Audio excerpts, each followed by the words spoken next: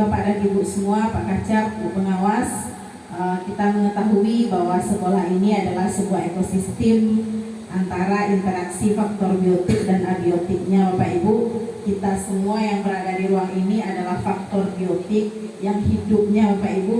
Kemudian ada sapras, ada keuangan yang mendukung sebagai faktor abiotik.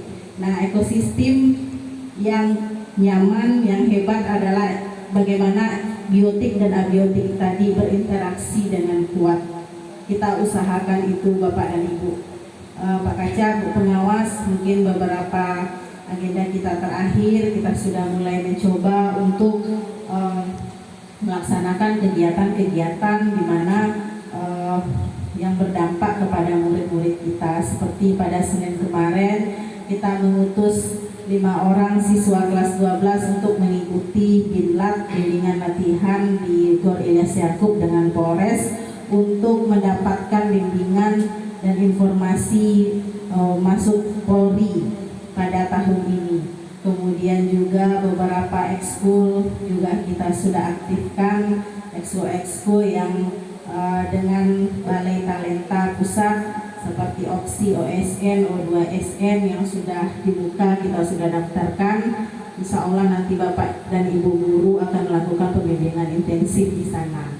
Nah, Bapak dan Ibu, selanjutnya hari ini Bapak dan Ibu lihat kita menggunakan tema peningkatan kapasitas guru untuk mewujudkan pembelajaran yang berpihak kepada murid. Kenapa kita mengambil tema itu, Bapak Ibu? Sesuai dengan rekomendasi rapor pendidikan kita pada 2023 kemarin, bahwa kualitas pembelajaran adalah indikator dengan capaian terendah. Nah, berdasarkan itulah kita mengambil tema IHT kita adalah peningkatan kapasitas guru, karena kualitas pembelajaran aktor yang penuh di situ adalah guru, yaitu kita semua, Bapak Ibu. Nah, jadi Bapak Ibu, salah satu bagian kecilnya kita lihat di rapor pendidikan itu adalah metode pembelajaran yang belum terpenuhi, Bapak Ibu.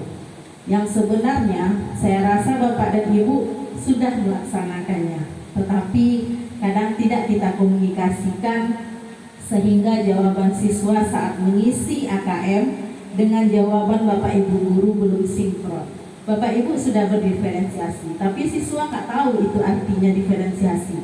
Bapak Ibu sudah menggunakan media, tapi siswa nggak tahu Bapak Ibu udah pakai media atau belum. Padahal Bapak Ibu sudah pakai alat peraga, menggunakan infokus dan segala macam. Kadang siswa nggak ingat Bapak Ibu. Nah, sehingga hasil rapor pendidikan itu berpengaruh terhadap hasil isian siswa berpengaruh terhadap hasil rapor pendidikan itu di akhir. Maka dari itu Bapak Ibu, kita apresiasi kepada Bapak Ibu yang sudah mulai berkarya, mulai kreatif dan inovatif di dalam pembelajaran. Kemudian bagi Bapak Ibu yang belum, kita berharap silakan Bapak Ibu bergeser ke arah yang lebih baik. Nah, itu harapan kami Bapak dan Ibu. Kemudian Bapak dan Ibu, kita mengetahui juga, saya pernah bilang di sini Bapak Ibu, bahwa sebuah sekolah produk akhirnya adalah murid. Kalau sebuah pabrik S-Wall itu produk akhirnya S-Wall. Kenapa S-Wall itu masih terus bertahan Bapak Ibu dari zaman kami kecil sampai hari ini? Karena memang dari waktu ke waktu S tersebut membuat inovasi sesuai dengan bangsa pasarnya gitu. Nanti kalau anak-anak lagi trennya boba dikasih di dalamnya itu, atau lagi susu ya silahkan ditambah susunya dan berbagai inovasi lainnya. Kita pun seperti itu Bapak Ibu. Kita sebagai guru pelayan siswa di sekolah hendaknya juga memenuhi kebutuhan siswa sesuai dengan tuntutan pasarnya hari ini. Generasi hari ini seperti apa, harapannya kita juga memfasilitasi siswa juga dengan zamannya. Seperti Bapak Ibu guru penggerak mungkin sudah mahir ini, bahwa tugas kita adalah memfasilitasi siswa sesuai dengan kodrat alam dan kodrat zaman. Bagaimana nanti mereka tumbuh sesuai dengan passion dan cita-citanya masing-masing. Itu harapan kita semua, harapan orang tua yang mesti kita wujudkan bersama Bapak dan Ibu. Nah, Bapak dan Ibu, pada hari ini kita berharap nanti sesi pertama Bapak dan Ibu akan diberi arahan oleh pengawas bagaimana pengelolaan kinerja di PNM. Di situ sebenarnya bukan semata-mata kita menggunakan aplikasi saja, tetapi bagaimana apa yang kita kerjakan selama di sekolah masuk ke dalam aplikasi, include menjadi tuntutan kita bersama sebagai seorang guru. Nah, itu Bapak dan Ibu, sehingga nanti hasilnya dapat berdampak kepada kita saat di kelas maupun untuk tertib administrasi kita. Kemudian pada sesi praktik baik, nanti Bapak Ibu kita berharap full di sana. Sesi praktik baik, bagaimana yang diferensiasi itu, bagaimana yang coaching itu, Bapak Ibu silakan ambil ilmu-ilmu positifnya, praktik langsung di kelompoknya masing-masing. Kemudian nanti Bapak Ibu berikan dampak yang memang maksimal kepada kelas Bapak Ibu masing-masing. Nah, itu Bapak Ibu. Kemudian kepada Pak Kacapdin kita minta arahan dan motivasi dari Bapak, sekaligus meminta kepada Bapak untuk membuka IHT ini secara resmi. Nah, mungkin itu dari saya Bapak Ibu sebagai sambutan di awal. Terima kasih kepada Bapak Ibu yang sudah hadir dengan semangat pada hari ini. Insya Allah Bapak Ibu ikutilah dengan semangat, jalani dengan ikhlas. Mudah-mudahan Allah balas. Terima kasih atas perhatiannya. Wabillahi taufiq wal hidayah. Wassalamualaikum warahmatullahi wabarakatuh. Kita lakukan, ada usaha yang kita lakukan, ada energi yang harus kita keluarkan untuk mendorong sesuatu itu. Makanya kalimatnya perintah. Dalam fisika itu ada gaya, ya kan? Jadi kalau semakin kecil gayanya itu, maka geraknya sedikit juga, apalagi gayanya 0. Makanya Bapak Ibu, ketika kita bekerja itu dalam matematika itu ada fungsi namanya, ada variabel x, ada variabel y. Jadi mohon maaf, mungkin orang matematika yang ngerti istilahnya saja. Artinya apa? Ketika x-nya berubah, y-nya juga akan berubah. Jadi y itu berubah ketika ada perlakuan x. Ketika perlakuan x itu kita ubah semakin tinggi nilainya, y-nya akan bergerak juga. Ketika x-nya 0 dulu, y-nya juga akan 0. Kalau tidak, nilainya paling tinggi konstanta yang mempengaruhi. Artinya apa? Dalam Al-Quran itu kita diperintahkan tuh, wa batagi fima ataqallahu dalam akhirah, dan carilah kehidupan akhirat. Kita disuruh mencari kehidupan akhirat. Artinya Bapak Ibu, dalam sebuah fungsi itu dia sejalan. Makanya Bapak Ibu, ketika sekolah itu mau berprestasi, ketika sekolah itu mau menciptakan sebuah loncatan yang tinggi Bapak Ibu, maka untuk loncatan yang tinggi itu butuh energi yang besar Bapak Ibu. Mana saja energi yang besar itu Bapak Ibu? Yang pertama, energi Bapak Ibu itu akan banyak terkuras untuk meningkatkan potensi itu. Salah satunya hari ini. Hari ini mungkin Bapak Ibu anggap mungkin rapat biasa saja. Mungkin kita IHT ya biasa saja. Tetapi Bapak Ibu, dengan hal kegiatan yang sedikit ini merupakan pemicu bagaimana meningkatkan prestasi itu. Karena prestasi itu muncul dari Bapak Ibu guru. Makanya paradigma guru itu harus kita rubah. Semangat guru itu harus kita tambah. Energi guru itu harus kita tambah. Makanya salah satu peningkatan kompetensi guru Bapak Ibu untuk prestasi tersebut, maka salah satunya IHT. Berdasarkan evaluasi hujan lampe di batang kafe. Macak tak memang. Hujan taduah ampi hari siang. Ibu hati hatiku sangat camih. Tapi kawan mengikuti IHT tidak datang. Alhamdulillah SMA 1 Penangkapas datang. Ya, boleh Ibu hitung sudah 95% datang. Baik Bapak Ibu. Oh, bukan ini yoga. Yoga acak tadi ya. Tidak apa-apa. Baik, tadi Ibu mengemas mengajak. Ini jam hampir sudah setengah 11. Seharusnya kita mulai jam 9 sudah mulai Bapak Ibu. Bu mengemas gimana ya materi ini terlaksana ya tuntas dengan waktu yang pendek. Nah, yang buat Caca itu saya menyampaikan. Tapi biarlah Bapak Ibu, biar waktunya pendek, yang penting kita mengerti dan sampai. Saya setuju. Baik. Nah, walaupun Ibu Ita tidak secantik dulu, kan Cak juga lah. Bagi cik lancak saya dulu dah. Walaupun macam kencung. Nah, Bapak Ibu, ini memang ya, ini kesalahan Ibu Ita juga. Apa kesalahannya? Orang keratannya itu sesuatu yang dikerjakan harus tuntas, harus selesai, tidak mengingat waktu dan tidak mengingat kesehatan. Ternyata Allah itu memberikan kita tuh pola hidup yang sudah terukur. Ada ingat bang lapil karena coba amati lah sini. Untung amati ibu seperti ini. Alhamdulillah. Baik Bapak Ibu, supaya semangat dan yang mau berjoget dulu. Setuju? Oke, sip. Ibu kita berjoget terus mau sakit. Nah, ini posisi waktu. Nah, duduk samping kau di tengah-tengah separuh. Lah, kita sampai tiga nak di tengah-tengah, siko di tepi. Di tengah-tengah tu cie, di muka ada 3. Okey, kita bergondang dia. Oh, iya kan? Ada Ibu. Pemanasan ya, pemanasan. Putar berjaga kulit. Escape banget. Apa dia?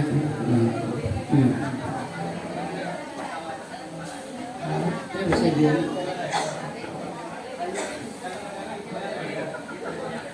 Kan masuk ada.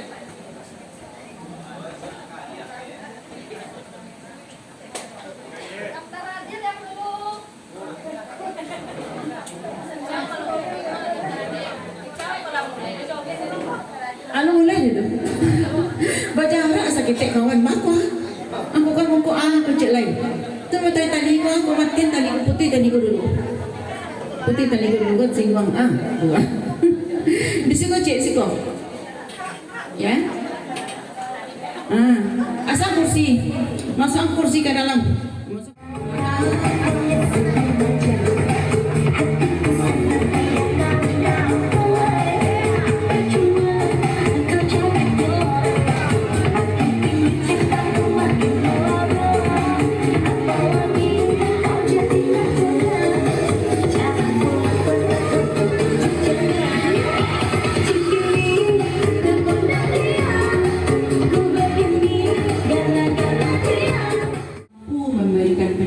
Sesuai dengan zamannya, sesuai dengan kebutuhan anak didik kita.